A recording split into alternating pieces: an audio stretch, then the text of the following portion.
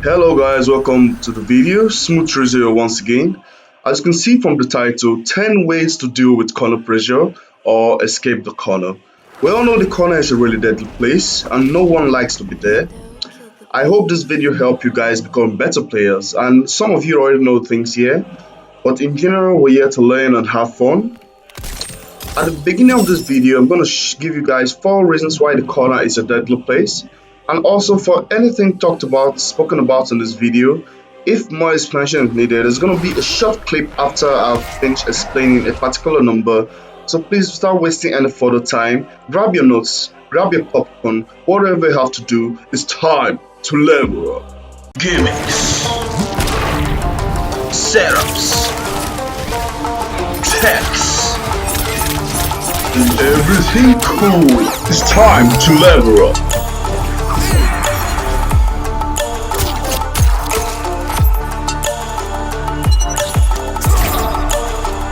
Loving with razor.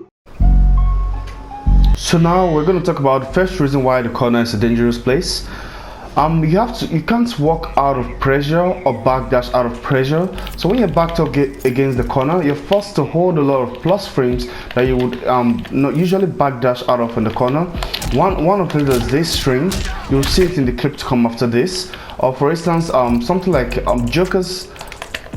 When Joker does this in the mid screen, you can usually backdash, but in the corner you're forced to hold it. So the first reason we have here, you can't backdash in the corner, so that creates a situation whereby you have to hold a lot of plus frames, and it also makes it really hard to wave punish opponents. If you're usually in mid-screen, you can always backdash and wave punish, but when you're backed against the corner, that ability is really hard. So that's the first reason. We'll move on to the next number.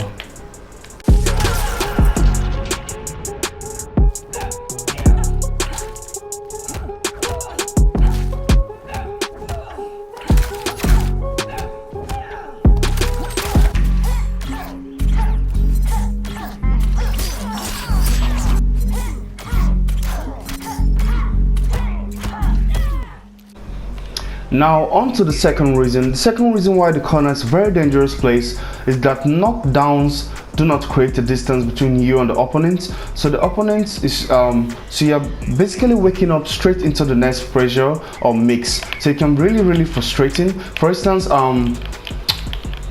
okay, let's see. Let's use Jade real quick. So I'm just gonna use this as an example. Something like this. Usually this sends you a little bit far with 17 frames to work with, so I have to move in for pressure. But if done against the corner, let's try this. As you can see, Joker is just stands up right in front of me, so he has to hold the next mix unless he uses a wake up, but that creates another mind game.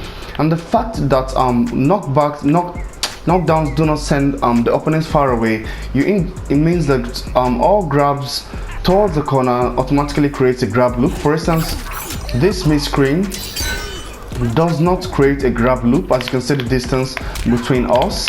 But if we go to the corner, let's try grabbing again. As you can see, Joker is just right in front of me, so it creates a grab loop. So that's the second reason. Now on to the third reason why the corner is a dangerous place. Set play and space control becomes really scary when you're in the corner. For instance, Devora does stuff like this. Okay, let's just use this. A lot of the Devora players, when they drop the amplified strips to terror, the normal reaction of a lot of players is to jump back. But if you're backed against the corner, let's take us to the corner right now, the right hand corner. So for instance, I do this in the corner. Frost has no space to backdash, so she is forced to hold the set play and everything I'm gonna do. So being in the corner, you can really get messed up by trapping character. The same applies for a space control character. Mid-screen, Frost mid-screen is also really nice, but in the corner, for instance, let's set the Devora to block. A space control character can really get good plus frames on you depending on the type of character. As you can see, the augers of plus, if I time it, space it properly, this +6. Also, they can really abuse you and you can't really walk back out of it. So that's another reason why the corner is really dangerous. Set play and space control characters really get to do what they want with you, and at the same time you can't reach them. Now I'll move on to the fourth and final number.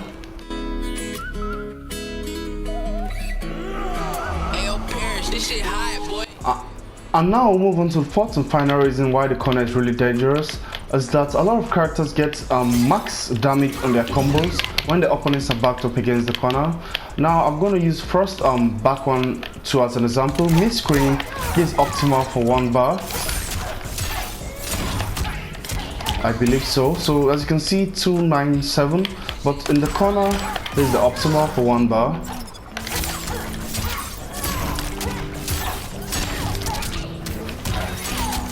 To 20, so basically it's just 3%, but some characters can get a lot more on top just for the fact that the opponents are backed against the corner.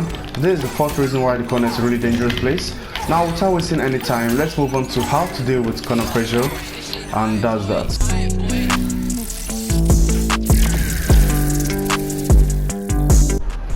So now the first reason I have on my list is using strings with pushback, or doing staggers or plus frames into strings with pushback. So now one thing that I myself also have to do more is this. For instance, let me set them to close. For instance, let's try Fujin first. So now you're backed against the corner, right? One thing a lot of us forget to do, for instance, let's put this guy to block as well. So 1-1 up 4, right? So this number 1 is all about creating space between yourself and the corner through block strings. So 1-1 up 4, this is just little amount of space, right? Of course, if the opponent gets clipped, you're gonna end up doing a combo, a side switch combo, whatever you're gonna do. But of course, when they get clipped, that already takes you out of the corner, because most combos have good corner carry, so you might end up mid-screen. But on block, you have to lab your strings, go into the lab with your character, find strings or move into specials that create the most distance between yourself and the opponent, so that will give you more space to work with.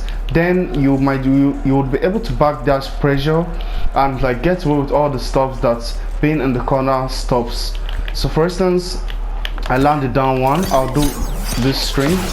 As you can see now, I have this space to backdash, and you can basically see how much space I have created between myself and Kotakon. So that's what number 1 is all about.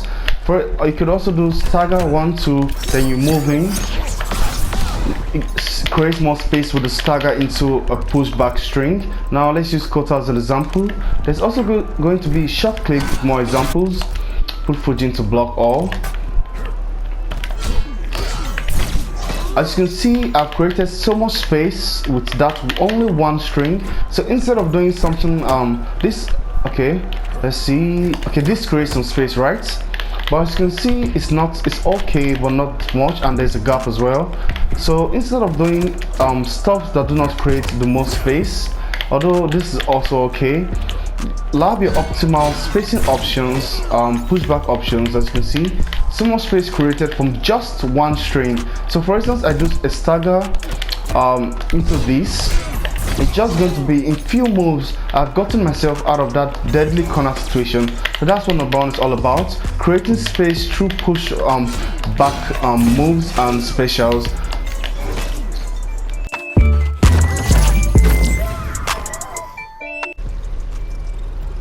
Now move on to the next number 2, which is all about pokes into specials.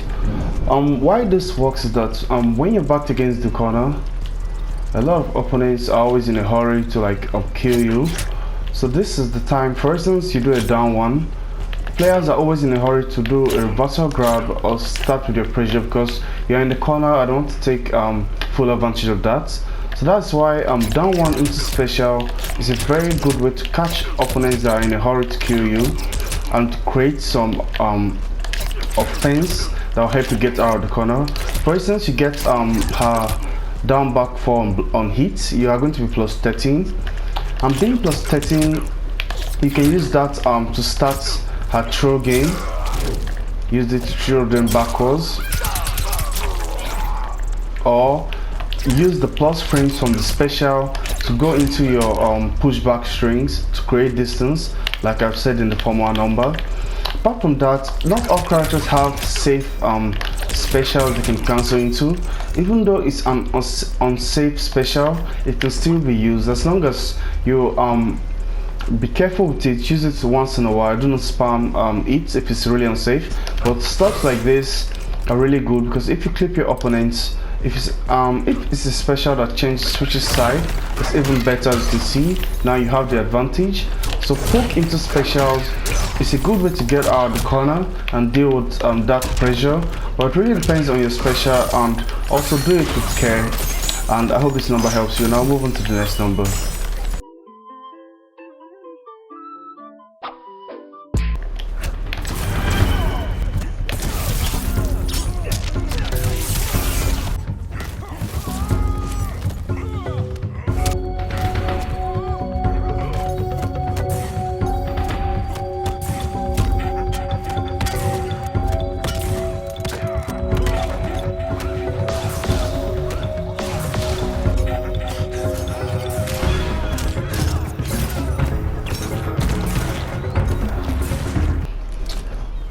So now I'll move on to number 3. Number 2 is all about grab, shimmying, and auto shimmying.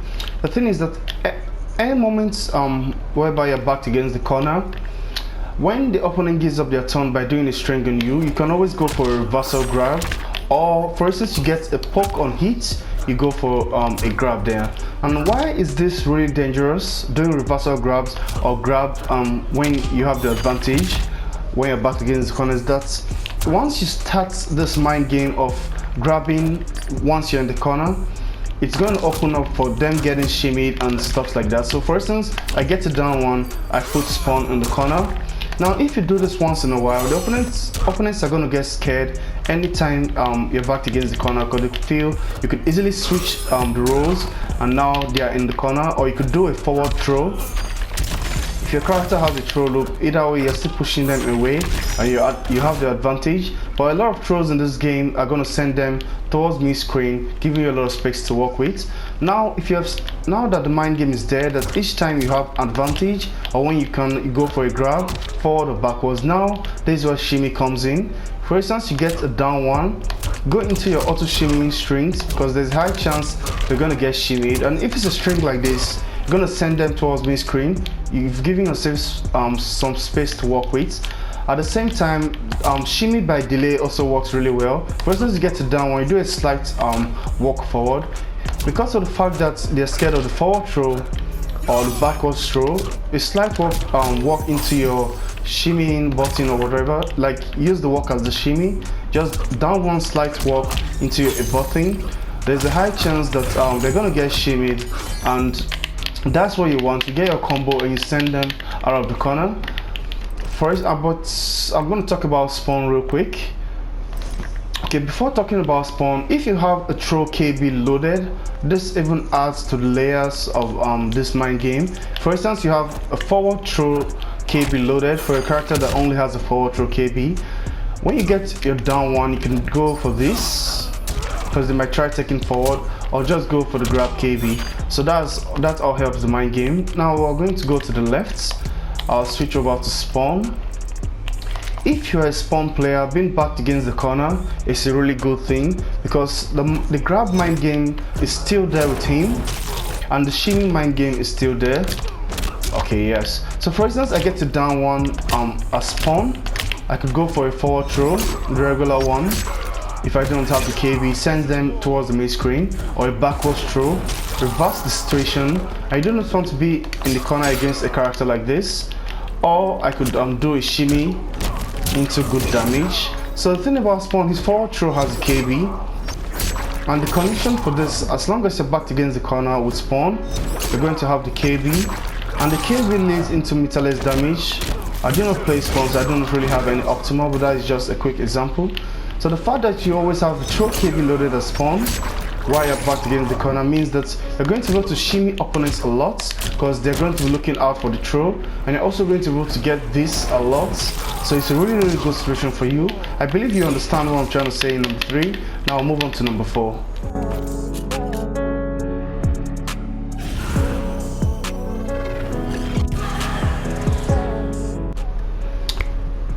So now we're on to number 4. Number 4 is about walling and baiting. Basically, it's about creating a defense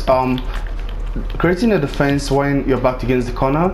Space control characters, set play characters with a good downfall, a long reaching downfall. Gain a lot from this technique. So like I said, it's all about creating things, some line of defense, and baiting a reaction from your opponents. So for instance, you're in the backed against the corner, right? So with noob sidebots, with the opponents at this range, for them to get in is going to be hard because you control the space, right? And you also have the down 3 and the downfall. So basically what you're doing is you're creating a line of defense, which I call a wall, and the way you're trying to bait them to do a jump in. So you do some down 3, some downfall, toss out some slides and the false ball, but you're not going to do this. You're just going to toss out these and wait for them to jump, and on reaction you go for your anti-airs or you do stuff like this. So basically you're walling with these and you're going to bait them, so if they go for the jump in, you get this there. So now let's record let me record Frost to do a jump in. For instance, you get the baits, get the downfall. As you can see, we've sent Frost far away from the corner just by creating a wall, which is the low wall, and trying to bait them to jump. So when they jump in, you go for the pushback combos and stuff like that. I hope you get what I'm trying to say. Now let's reverse the situation. Now I'm Frost, right? So if Frost is in the corner and she's a space control character, very good way for her to wall. You have your downfall to control the low space. Even though while you're backed against the corner, the easiest approach for them is going to be a jump. So while you're creating a wall with this and this, so that it's going to be really hard for them to come in. You also have this for an anti-air. So even though you're backed against the corner, you pretty much still control the whole of this space.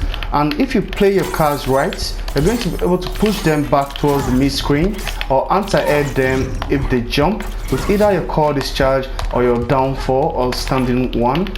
So I hope you get what this is all about. Now I will explain it with Devourer. And who else do I want to use? Let's see, walling and baiting. Okay, Devourer, sorry. I have this. Okay, let's use this, and okay, let's use Joker. So this number is all about creating a defensive wall and baiting a reaction from your opponent, which is mostly a jump. Because a lot of the times the opponents really just want to get to you and kill you because you're in the corner. So you can really use this to your advantage and create that line of defense. Devourer is a really good example. If you're backed against the corner and you drop one of these,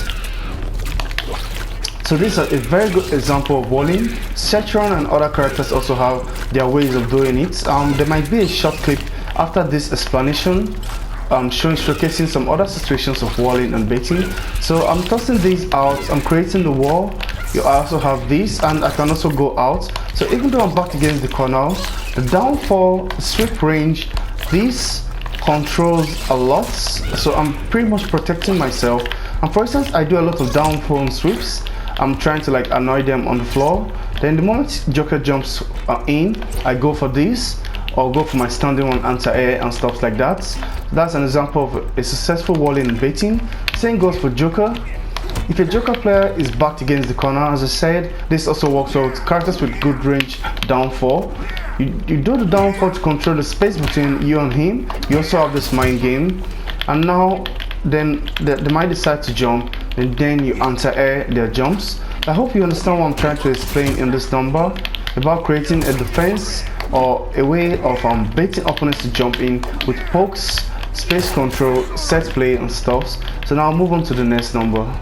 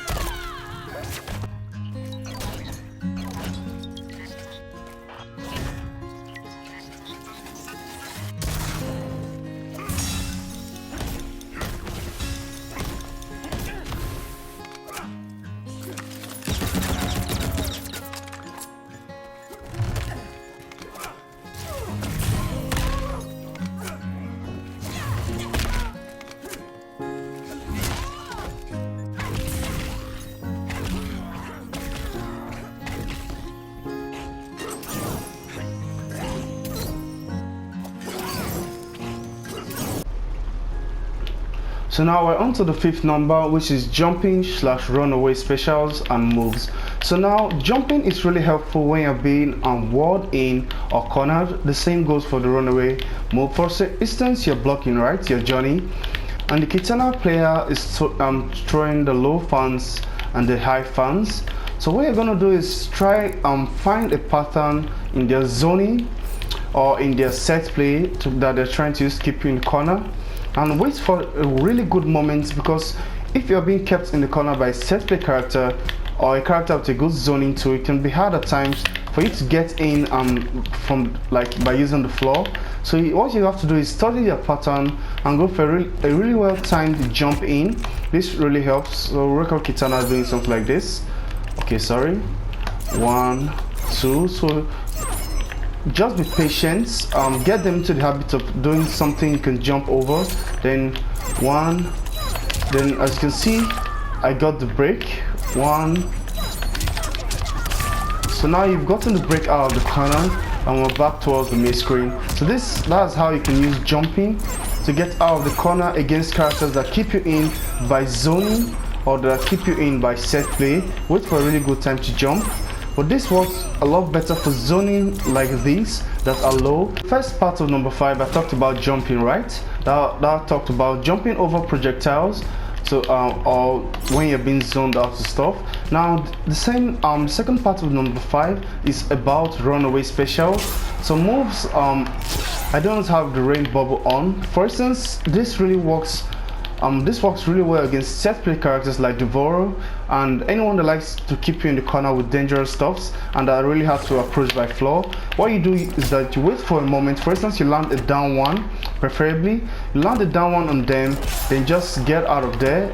If you have a character that have a good runaway too, it's really nice to do that. Get a down one, you jump up a little, then run away, or you could just run away if they're trying to approach. This also works really well for Fujin. At the end of this, there's going to be a clip. Get a string, run out of there. Get down one on hits. Get down one on hits, then get out of there. So you'll see the clip immediately.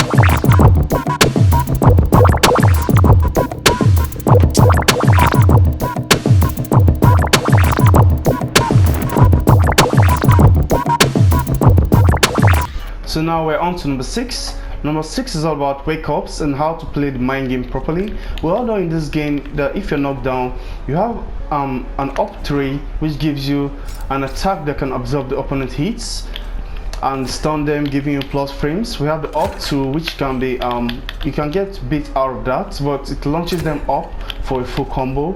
You have a forward roll and a backwards roll. So what this means is that if you're in the corner and you get knocked down by your opponents, you know why being backed against the corner, you're forced to hold the pressure, right? Because there's no distance between you and the opponent. So you could, if you read that the opponent is going to do an attack on you, you do a forward roll and get a full combo. And if you read they're just going to pressure, you can always do an up 3 and stop that. So now this is where this the wake up system really helps you. So because you have options like the up 3 and the forward roll, opponents are mostly going to knock you down. Okay, let's go to the other side of the screen of that. So because you have, because Rain have the up 3 and a forward roll, I wouldn't like to knock him down and go in for this, because if he does the forward roll, I'll get punished. At the same time, if I move carelessly, the up 3 is going to clip me. So if you're down in the corner, wake up grabs are really powerful if you have a read on them, because most people like to knock you down. They'll go in and block a bit, trying to flawless block your wake up attempts or trying to react to a roll and punish. If you get knocked down in the corner, you just wake up and grab the opponents. And why is this helpful? Because if you can grab them into the corner, reversing the situation, or you can grab them away, creating space on some distance between yourself, them, and the corner. So I really hope you understand what I'm trying to say here. It's all about playing the wake up mind game properly, and once you have them conditioned, you go for wake up grabs and reverse the position and stuff like that. And remember what I talked about in the previous number.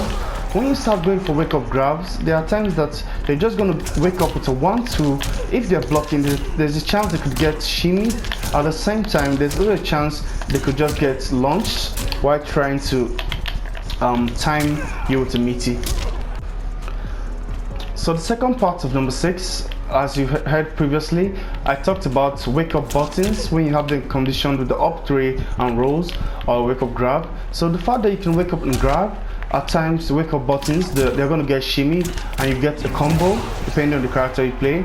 At the same time, wake up buttons is really nice if you do delay at times, or just if opponents are doing their meaty strings. You have to really know the character you're playing.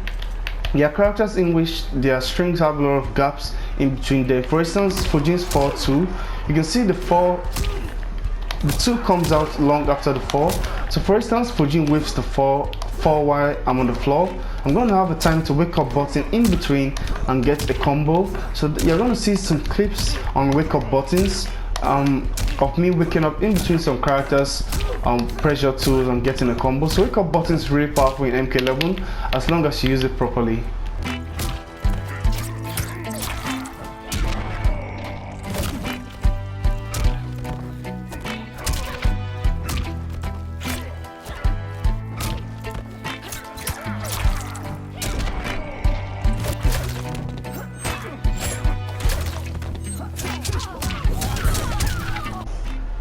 And now we're on to number 7, which is all about pokes and pokes, sweeps, and that's what number 7 is all about. So let me set this to close first. So now we all know that when you land a poke on hit, you can do a grab, right, from the previous number, or you can try shimmying them and stuff. That is all part of using pokes properly while you're back against the corner. Now one poke that is really important to also use once in a while, if you have the time for it, is your sweep. Now the sweep on hit guarantees you a lot of plus frames and the opponent is knocked down, and it's an easy knockdown to get. As you can see here, I'm plus 22. So if you want to take back your turn, it's at times, instead of going for a down one, you can go for a sweep. If you land a sweep, it's going to give you enough time to somewhat jump upwards, and if the opponents try to anti-air, you could easily stop it with a quick jump 3 depending on the character you play. You have to play around with this. So sweeps, you get a sweep in the corner, you try switching the position. Or also if you get a sweep in the corner, the fact that they're knocked down, you try going for the shimmy then, or you get a sweep in the corner and grab them, reverse the situation. The sweep really gives you a lot of frames to work with and increases the mind game and gives you a chance to either run away by jumping or go into your runaway special, as I've said earlier, and other stuff. So guys, use sweep at times. It's really nice, and use your pokes wisely, as I've said previously. So now I'll move on to number 8.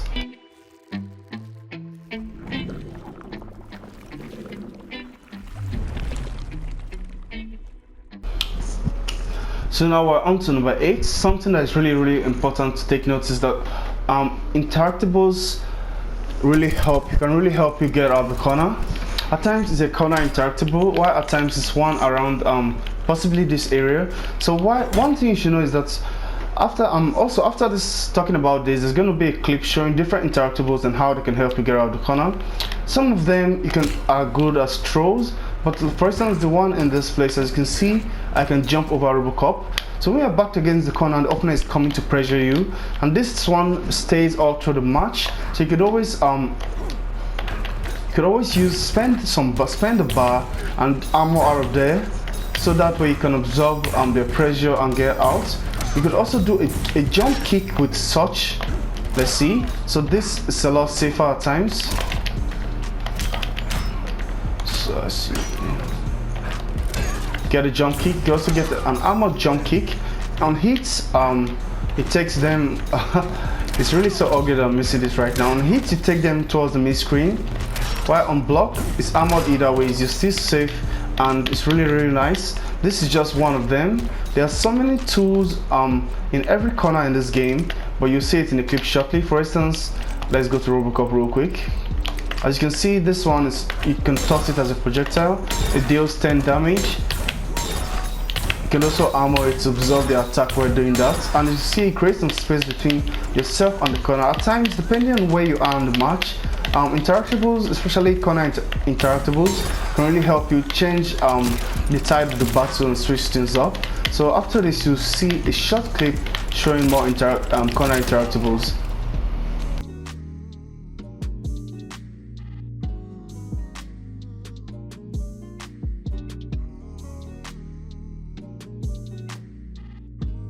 Run and Jump Interactables.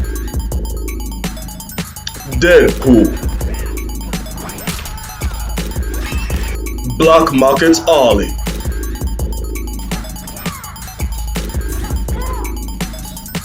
Shang Tsung's Island Ruins.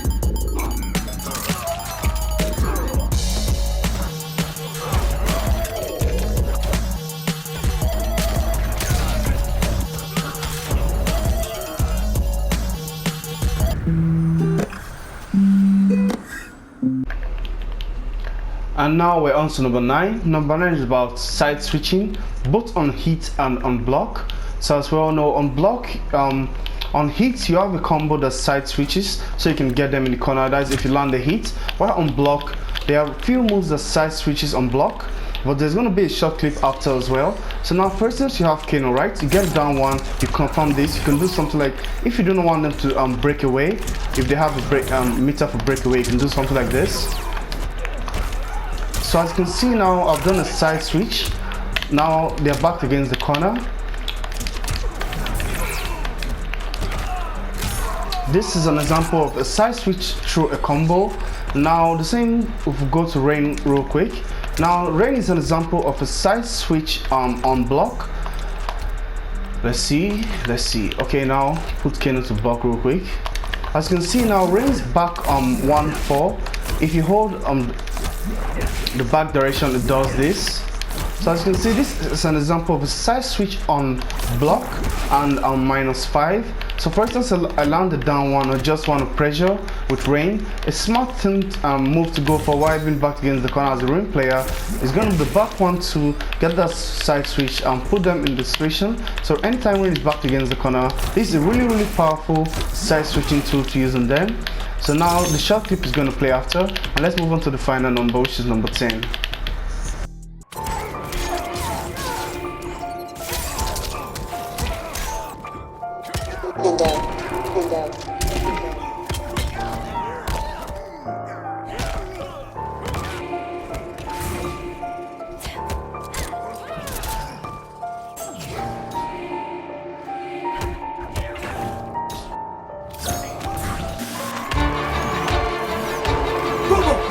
Any comment? Crime does not pay.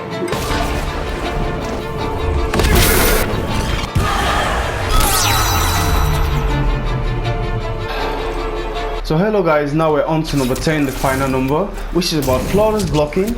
Now when you're back against the corner, there's going to be a lot of situations whereby you hold a lot of pressure on plus frames, and flawless blocking is something that's going to help you at times to just have that just have that opportunity to get out the immense pressure you're going to be under.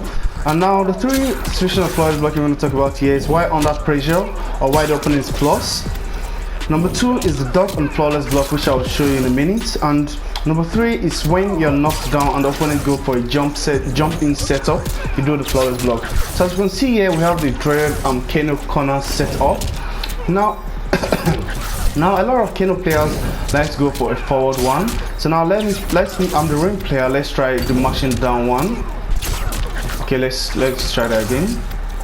Now I'm mashing it down. As you can see, there's no time for the down one to come out. This is when flawless blocking is going to be helpful. Now let's try flawless blocking. Okay, let's try that again. As you can see, flawless blocking is like one of the only ways to get out this pressure, and I can take him mid-screen easily.